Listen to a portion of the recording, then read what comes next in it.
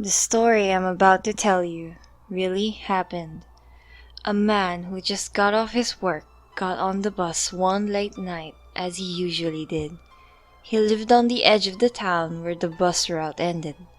One by one, the passengers got off the bus until he was the only one left riding in this specially dark night. The bus was so empty and quiet, the driver thought he was alone, but he wasn't. And then... He said dance and Butarewa, you're in a really loud voice! Wait, what? And I thought you were gonna say something worse. But I still got y'all screaming, so that's a point for me. Sis, you're talking about Alice here. She's too much of a wuss to even tell a proper story. Alright then, tough guy, let's see you come up with a scary story. Okay, fine then. There were two girls living together in a dormitory at a college campus. The night before a big test, one girl was invited to a party and the other stayed at the dorm. After the party, she arrived back at her dorm only to find the lights turned off. Not wanting to disturb her roommate, she walked in the dark and headed straight to bed. The next morning, the girl then discovered that her roommate was brutally murdered last night. On the large mirror, a message was written in lipstick. "Aren't you glad you didn't turn on the light?" Turn on the light! Turn on the light now! Turn on the light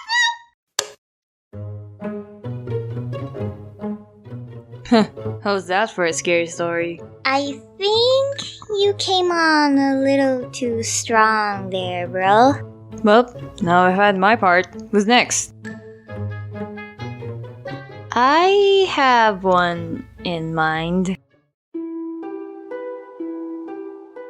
A doctor was inside an elevator with the patient when he sees another patient hurriedly trying to get to the elevator with them. Frightened, the doctor closes the door, leading his fellow passenger with him to ask why he didn't allow the other patient to ride the elevator. He explains that the patient trying to get inside the elevator had been dead because he was wearing a red wristband. After he said that, his co-passenger lifted his arm with the red wristband and answered, "Like this?" Elevators are scary. Wait, so what happened to the doctor? Don't know, just read it off this script. Wait, what if the patient that was getting on the elevator was actually alive and just got the wrong bracelet on? Then that's the hospital's fault.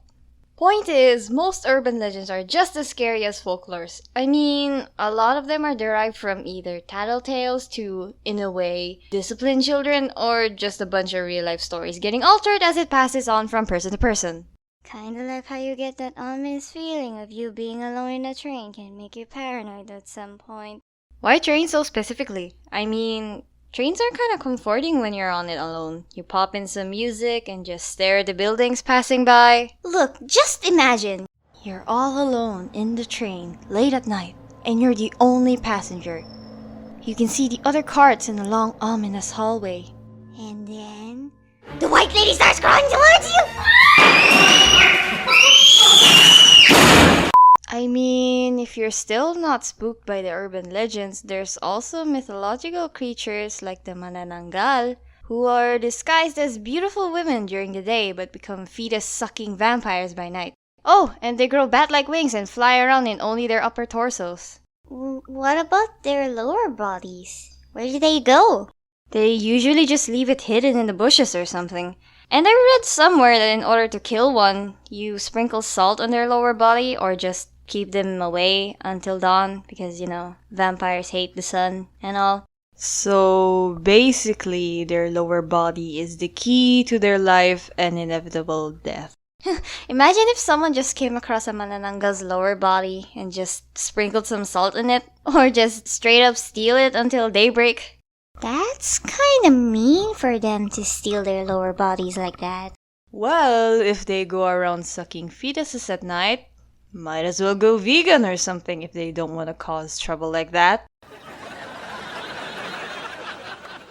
There's also the Chanak, which are unborn babies that died before being baptized, and all they do is take vengeance for their death. You know, ripping open their mother's stomach and try to get back in their womb, where they originally belong, they said. But what if they were baptized and then died after that? I don't know, I'm not religious enough to know the logics behind that. Though I don't know if you'd consider them scary despite the fact that they're revived zombie infants. Then again, children are sometimes called the spawns of Satan, so there's that. Then there's the tikbalang, which has the head and lower body of a horse, but an upper torso of a human, so it's kind of like a centaur, but not really. I mean, it doesn't have the full body of the horse. So, like a BoJack Horseman of some sort? Who? Wait, you've never heard of BoJack Horseman? I don't know who's that either.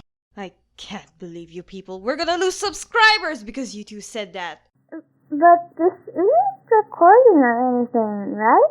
We're on our break during Halloween. Anyway, there's a saying that if it rains around June, that means that Tikbalang is getting married to a human woman he just abducted. I noticed something. How come a lot of these creatures are like always a weird mix between a human and some kind of animal or something? I don't know, that's what the myths say. I mean, aren't a lot of folklores where people worship animals like some kind of god and then just apply human trait? Like Tamamo no Mae, for example. Hold on, I'm getting too deep into this. Wait, does that explain how furries are made? Let's not go there, buddy. That's a whole other mystery we can tell another day. And Ooh, I still only got one. A little girl went missing one Halloween night like this. A search party was sent to look for this girl along with her parents. One particular officer got separated from its group while searching in the forest of where the girl was last seen. He wandered further until he came across an abandoned cabin. He found a jack-o'-lantern and a shoe that he assumed belonged to the missing girl. He noticed a figure looking through the window and decided to investigate. However, he went missing as soon as the next day hits. He was last seen in the same abandoned cabin. Every now and then, whoever steps into that cabin would go missing, with no traces found and only certain possessions left behind. Wait, is the cabin? Don't jinx it. I'm getting scared now. But you told the story. Eh? No way. We used this place before, and we're all alive. Right? Very funny there, but that reminds me. How did you get this cabin anyway? I think it started around 2 years ago. Sis, this isn't one of your pranks, is it? No, I mean, I'm still here. I'm not outside. Hey, did Lucio just leave for the bathroom or something?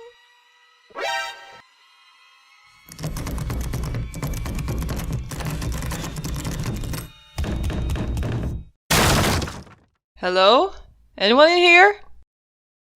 Oh, I thought I heard someone in here. What are you doing here all alone, kid?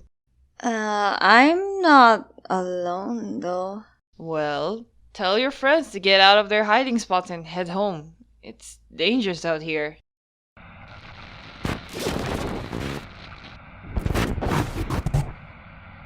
What?